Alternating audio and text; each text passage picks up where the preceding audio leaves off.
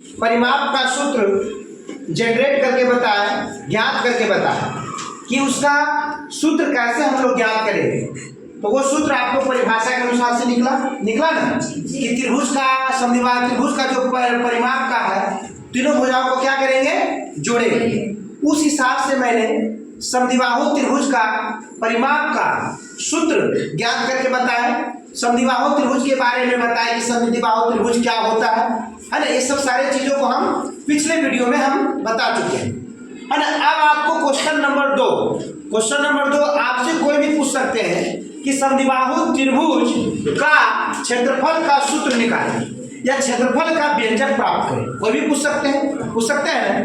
तो इसको मैंने सटीक रूप से बोर्ड पे हल कर दिए और इसी हल के वह चीज को, है ना, आप बारीकी तौर से आप लोग को हम समझाते हैं, है ना। समझाने से पहले मैं आपके बोर्ड पे समद्विबाहु त्रिभुज पा डाले, है ना, समद्विबाहु त्रिभुज का चित्र बना डाले। जैसे देख लीजिए कि आपका त्रिभुज ABC एक समद्विबाहु त्रिभुज, एक क्या है, समद्विबाहु त्रिभुज। और इसको परिभाषा में आप लोगों को बताए थे कि वैसा त्रिभुज जिसकी दो भुजाएं और दो कोण आपस में बराबर हो, तो वैसे त्रिभुज को क्या कहेंगे, समद्विबाहु त्रिभुज।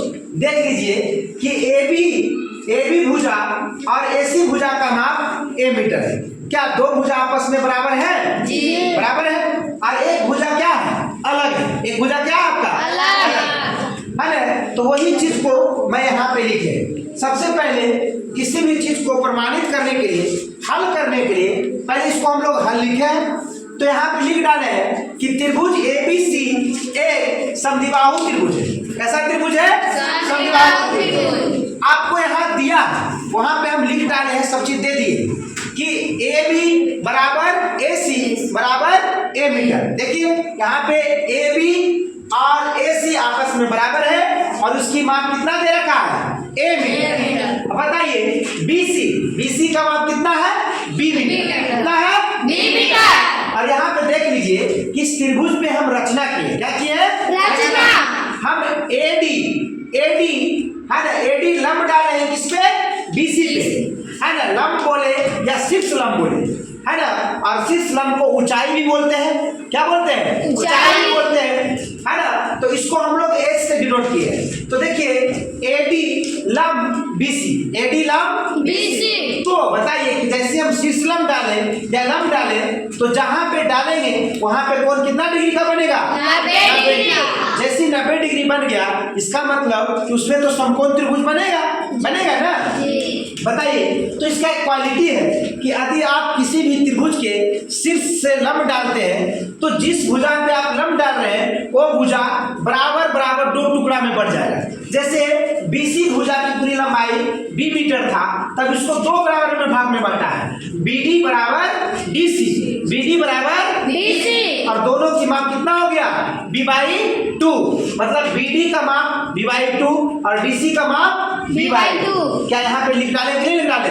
चलिए, अब आता है कि जैसी समकोण त्रिभुज बन गया, इसको मैं अलग करके एक चित्र और बना दिए। बताइए, आपको जहां जहां डाले तो इसी को अलग किए, तो बताइए ADC, क्या इससे अलग किया हुआ चित्र है कि नहीं चित्र है?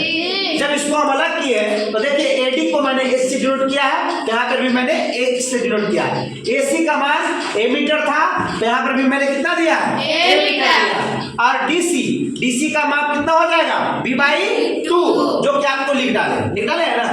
अब बताइए कि पाइथागोरस प्रमेय से आप बताइए कि AD जो है वो लंब का काम करेगा कि नहीं करेगा? बताइए AC है वो कर्ण का काम करेगा कि नहीं करेगा? बताइए DC है आधार का काम करेगा कि नहीं करेगा? तो बताइए, पाइथागोरस प्रमेय में कहा जाता है कि लंब का स्क्वायर बराबर क्या होता है, कर्ण का स्क्वायर माइनस आधार के स्क्वायर। तो लंब में आपका कौन है, AD का स्क्वायर बराबर आपका AD का स्क्वायर बराबर AC का स्क्वायर माइनस DC का स्क्वायर। AD को डिनोट किया है मैंने H से। तो बताइए, तो AD का स्क्वायर है तो H का क्या होगा, स्क्वायर होगा, आना बराबर। बताइए AC को मान कितना है, A मीटर। तो इसका जब डबल गुना करेंगे तो क्या करेंगे, डबल A गुना 1 करेंगे तो क्या आएगा, A square minus DC denote किया कितना से, b बाई 2 से। तो बताइए इसका डबल करेंगे तो बी स्क्वायर और 2 का वर्ग 4, मतलब बी स्क्वायर बाई 4। बताइए सिर्फ h का स्क्वायर, अभी इसके नीचे कुछ नहीं तो 8 डाल सकते हैं, और 4 और 1 का एलसीएम लेंगे 4 आएगा, 4 का गुना a स्क्वायर से करेंगे तो 4a स्क्वायर आएगा, माइनस 4 से भागा 4 में देंगे तो 4 1 आएगा, और 1 से गुना b में करेंगे क्या आएगा, b का स्क्वायर आएगा। अभी बताइए उसी तरीका से हम बोले थे कि स्क्वायर हटेगा तो रूट आएगा, क्या आएगा, रूट आएगा। बताइए तो इस सारे को रूट में मैंने बंद कर दिया, तो बताइए ऊपर का रूट अलग और नीचे का रूट अलग। उसी तरीका से बताइए रूट अंडर a बटा b बोलता है कोई, तो बताइए रूट ऊपर का रूट अलग और नीचे का रूट अलग। तो बताइए ऊपर का रूट अलग कर दिए और नीचे का रूट अलग कर दिए, तो बताइए कि जैसे रूट नीचे का अलग किए तो क्या निकल के आया, 2 आया। ऊपर का रूट अलग किए तो ऊपर का रूट जो है वही रह गया। क्या इससे कोई निकला, नहीं निकला। निकलने का क्या रास्ता है, यदि एक ही चीज 2 को मिलेगा, एक ही चीज 2 को मिलेगा।